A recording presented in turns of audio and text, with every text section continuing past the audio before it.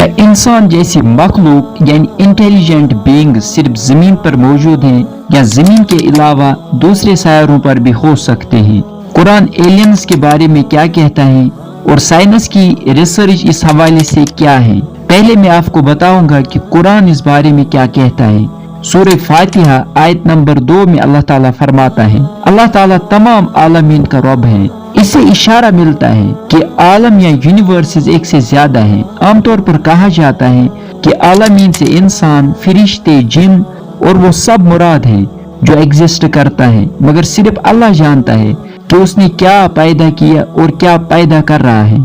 अल्लाह ताला क्रिएटर है, वो जो चाहता है करता है, वो किसी के सामने जवाबदेह नहीं है। जैसा कि सूरह अंबिया आयत नंबर 23 में अल्लाह ताला फरमाता है, अल्लाह ताला से कोई नहीं पूछ सकता इस बारे में जो वो करता है, मगर वो हर किसी से सवाल कर सकता है। सूरह अश-शूरा आयत नंबर 29 में अल्लाह ताला फरमाता है, और उसी की निशानियों में से है आसमानों और जमीन का पैदा करना और उन जानवरों का जो उसने उनमें फैला रखे हैं, और वो जब चाहे उनके जमा कर लेने पर कादिर है। इस आयत में आम लफ्ज़ दाबा है। कुछ मुफस्सिरीन के मुताबिक दाबा से जिस्मानी जिंदगी और जानवर मुराद है। उसके बाद वो ये तशरीह करते हैं कि हालांकि आसमान और ज़मीन का जिक्र हुआ है, लेकिन यहाँ दाबा के लिए सिर्फ ज़मीन मुराद है, यानी अल्लाह ने मखलूकात को सिर्फ ज़मीन और इसके इर्द गिर्द फैला दिए हैं।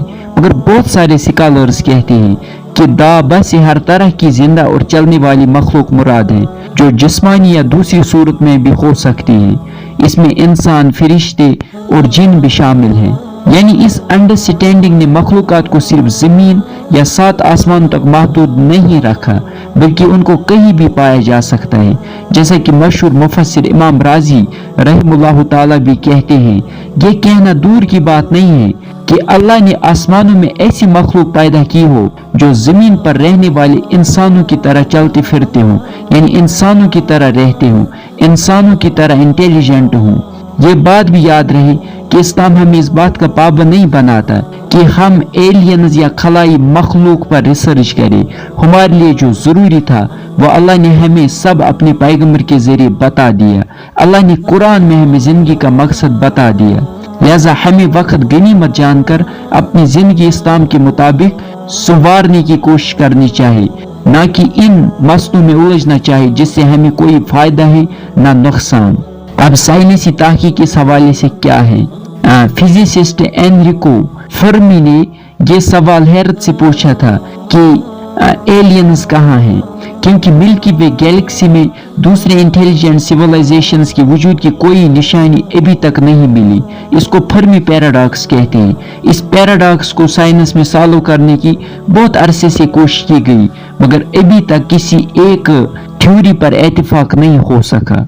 हाल ही में केपलर स्पेस टेलीस्कोप की ऑब्जर्वेशन से पता चला है कि मिल्की वे में 1 अरब से ज्यादा अर्थ साइज प्लैनेट्स हैं जो सूरज जैसे तारों के गिर्द घूमते हैं, एक ऐसे रीजन में जिसको गोल्डीलॉक्स कहते हैं, और उन प्लैनेट्स पर लिक्विड वाटर भी मौजूद है, जिसकी वजह से उनको हैबिटेबल जोन भी कहा गया है। हालांकि अभी तक उन एक्सोप्लैनेट्स पर वो दूसरी कंडीशंस दरियाफ्त नहीं हो सकी जो जिंदगी के लिए बेहद जरूरी है, मगर इस बात को भी रद्द नहीं किया जा सकता कि उन प्लैनेट्स पर इंटेलिजेंट बीइंग्स का वजूद भी हो सकता है।